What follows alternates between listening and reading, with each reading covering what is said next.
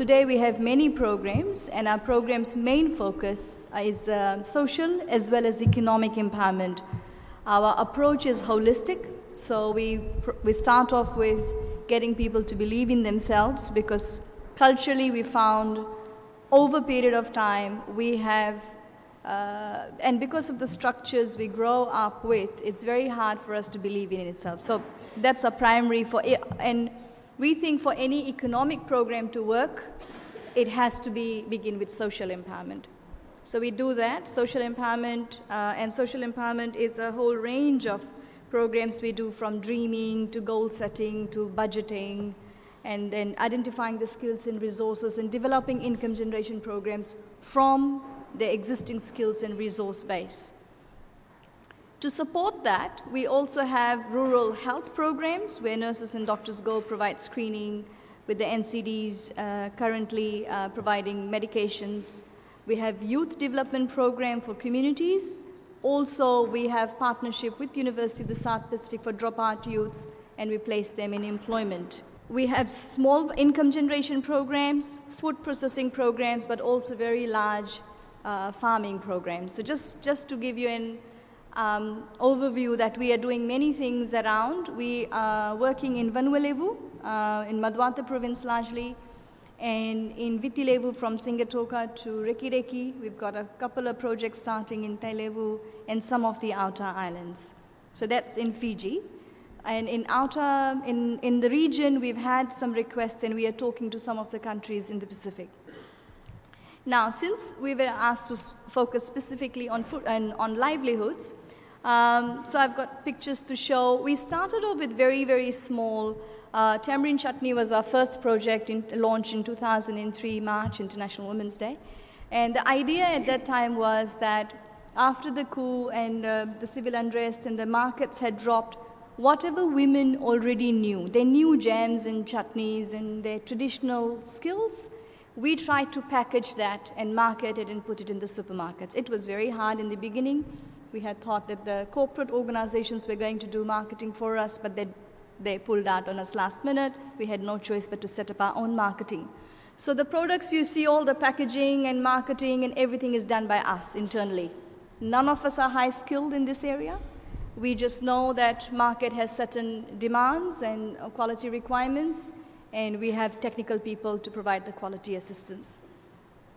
We process, so from jams and chutneys, the herbal teas that's been launched into the market, the food processes, that's the spices. A lot of our women already have turmeric, ginger, chilies. These are easy enough for them to do, and I'll talk about the dollars it's getting them a little later.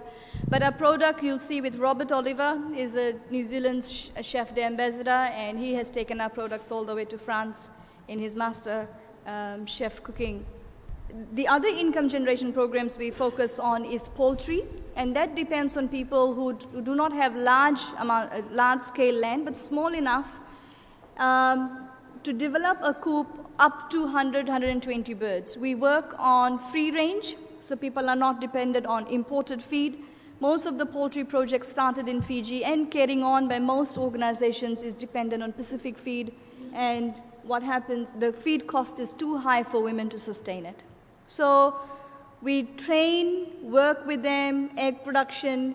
We try and work towards selling at least 10 birds a week minimum, and that at basic $25, actually it goes up to $35, $45 for male ducks, $35 for male roosters, for roosters. It could, for at $25 at 10, it can be about $250 a week. Market is not a problem. There's a shortage of chicken, birds and eggs both. For cards and crafts, some of this work was started in 2004, and these are people with special needs, deaf girls and a couple of boys who have been making cards, and these cards are in the market. We have developed market. We put it out in the high-end duty-free and in supermarkets. And now, not only deaf, but people with disabilities, ex-offenders, and other people are also making their cards. And whatever skills we see, any artistic skills, we put it on card.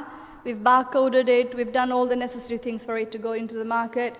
On average, this person could make $150 to $180 a week, depending. They could make $140 to $200 depending on the number of pieces they are making. We have been focusing largely, when we looked at the women's budgets, we see a large amount of their dollars go on food, purchasing of noodles, tin fish, canned food. And we have been working with the project on backyard gardening. So part of our good governance training, which we work with women for 6 months, 2 hours a week, where we do a bit of theory, know what the importance, workshopping, why food security or budgeting. They practice it for the whole week and we come back for 2 hours. We can finish the workshop in 2 weeks, but there was a reason for practical and the training program.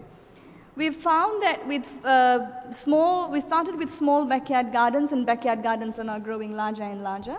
And while it feeds the family, and there's a book on sale out there, you'll see many case studies documented in this book, where women talk about how the backyard gardens have not only supported them, but brought entire communities together. They're sharing seedlings with each other.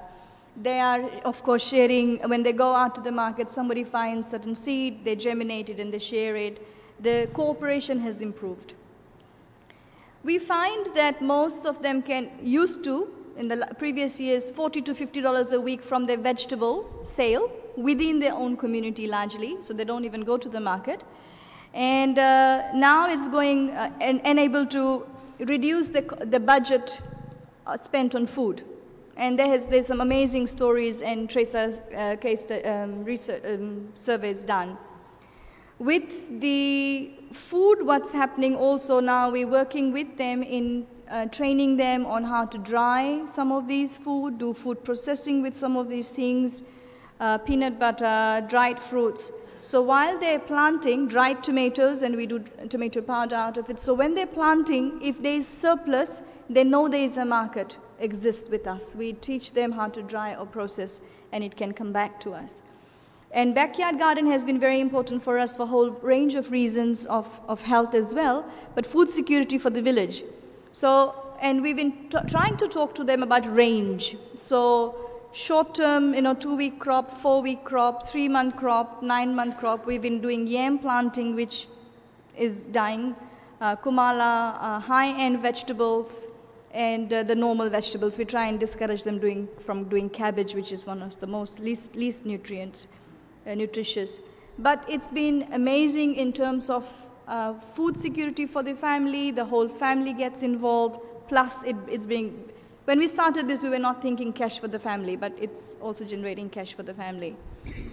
In the workshopping, what we do, when we get them to do their needs and wants, we encourage them to do their short-term, we have dreaming exercises, then short-term planning and long-term planning for the needs, for the budgeting, and for the savings. So how are they saving for the short-term goals, long-term goals? What will give them money in short-term, and what will give them money in long-term? Like Sharon was saying, we're trying to organize them in a way now, because we've seen a lot of very good promise, good quality products are coming out. We are doing now organic certification in Vanuatu. There is a lot of interest there. 130 people were there in a training that we did with WIPD last week. And about 37 farms are ready to be certified, or getting ready to be certified. So we're doing large-scale planting now with some of them. So entire villages are doing planting. We're developing fruit orchards, because 3 women brought 500 kilos of tamarind. They took away something like $3,000 with them. So they know that there is cash, and we're working with them on how to dry and process, and that becomes the cash bank. Okay. That becomes a cash bank. Whenever they need cash, they can come and sell it to us. Most of these, we're finding that, like I'm saying, dollars for certain villages, they're doing now 10 tons or 10 acres of just lemongrass. We're working with them on processing. We're talking large scale. Small scale is giving them the $40, the $50. But what we are working on right now can get them $100, $200, $500 a week. Some of the vegetable farms we've started, women are selling. Once people know that this is a village that's ready, people are coming and purchasing from their doorstep. And they make $500 a week very, very easily. So that's why I'm saying there's no need for microcredit. None of our projects have been started with microloans. We're trying to reduce the burden of debt on them, more working on budgeting, but we do have to do a bit more work with the banks, because any bank that goes and does rural banking starts pushing microfinance. And we have to be thinking three-tier. The GAP is the three-tier saving program, that if they're putting their $500, there should be option that they should be able to put something in short-term, long-term, and some cash available which they can carry on using. Because ATM card, when they goes and husbands and family members go with them, then all the money comes out. So I think the big gap is economic empowerment I don't think is that big a challenge. It's the savings. And regionally, we are able to offer similar services. I'll stop there, and if there are questions, we can discuss it later. Thank you.